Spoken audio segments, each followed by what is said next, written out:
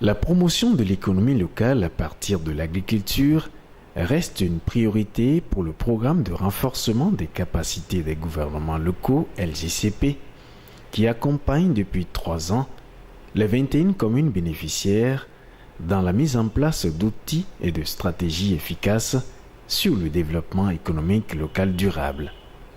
Étant donné que la prise de décision au niveau local appartient aux élus communaux et municipaux, en tant que représentants des populations à la base, la coordination nationale du programme LGCP Bénin a profité du renouvellement des conseils communaux et municipaux pour initier une formation de 3 jours à l'intention des nouveaux élus sur le développement économique local d'EL et la reddition des comptes.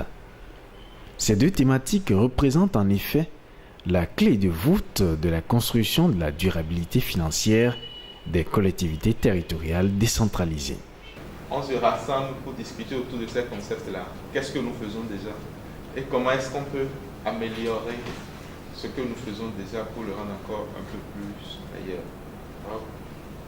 Une activité que nous avons programmée pour être exécutée avec les nouveaux élus. Cette formation qui a réuni des maires, des adjoints aux maires et autres élus communaux, ainsi que des cadres de l'administration communale, s'est révélée comme un grand rendez-vous d'échange et de partage où les participants ont beaucoup appris les uns des autres. En ce qui concerne le développement économique local, l'accent a été surtout mis sur la promotion du partenariat public et privé comme le meilleur attelage pour amorcer le rayonnement économique des communes.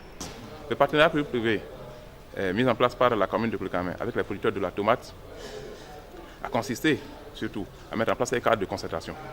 Dans ce cadre de concertation, il y a le maire qui est le président, il y a le responsable du développement rural, qui est le vice-président, et il y a les producteurs agricoles, surtout les producteurs de la tomate, qui sont massivement représentés. Il y a également les transporteurs, les commerçants qui sont représentés, et puis les consommateurs qui sont représentés.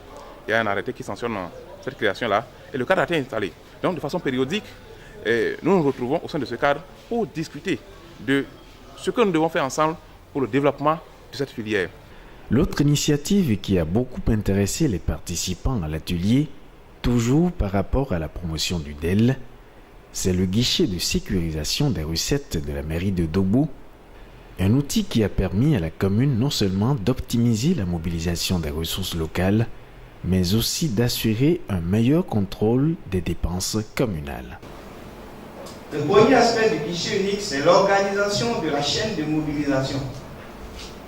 Et l'autre aspect, c'est l'informatisation, que le maire a dit tout à l'heure, la sécurisation, et qui permet la traçabilité du flux de mobilisation des ressources. Étant donné qu'un développement local harmonieux ne peut être construit sans l'implication des populations à la base, la reddition des comptes apparaît comme l'un des meilleurs outils de gouvernance participative.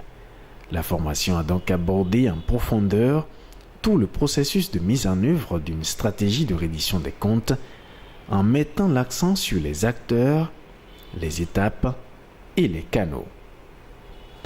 Donc la reddition des comptes est un instrument très important que nous avions pu maîtriser grâce à cet atelier-là, parce que nous avions vu tous les mécanismes pour faire une bonne reddition des comptes. Beaucoup d'exercices pratiques ont été exécutés par les participants à l'atelier. L'objectif poursuivi par les organisateurs étant de s'assurer d'une meilleure appropriation des concepts, des outils et des stratégies présentés. Au sortir de cette formation de 3 jours, les représentants des communes n'ont pas caché leur entière satisfaction. Ils ont aussi pris l'engagement de capitaliser les connaissances reçues en les adaptant bien sûr à leurs contextes locaux respectifs. Cet atelier-là vient à point nommé pour nous repréciser quels sont nos rôles. Le rôle que, en tant que cadre de la technique de l'administration communale, nous devons jouer dans ce cadre-là, de manière à ce que la promotion de l'économie locale puisse être effective. Je me dois d'abord de restituer ce que nous avons appris ici aux autres conseillers pour que tout le monde puisse prendre conscience. Parce que si l'idéal n'est pas une préoccupation de tous les conseillers, ça ne marchera pas. Nous sommes les représentants de la population. Il faut que tout le monde puisse assimiler ce que nous avons appris ici avant de pouvoir mettre en pratique. Une fois arrivé à Boukoumé, je pense qu'il faut d'abord que je puisse réunir les chefs de service, de la mairie et les donner des informations que j'ai apprises ici et ensuite de ça, partager ces informations au niveau du conseil communal afin qu'on se lève tous en une seule personne pour mettre en application ces acquis. Vu la pertinence des communications présentées et des échanges menés, les participants, en l'occurrence les élus communaux présents, ont souhaité que la formation soit rééditée et qu'elle soit étendue à d'autres élus.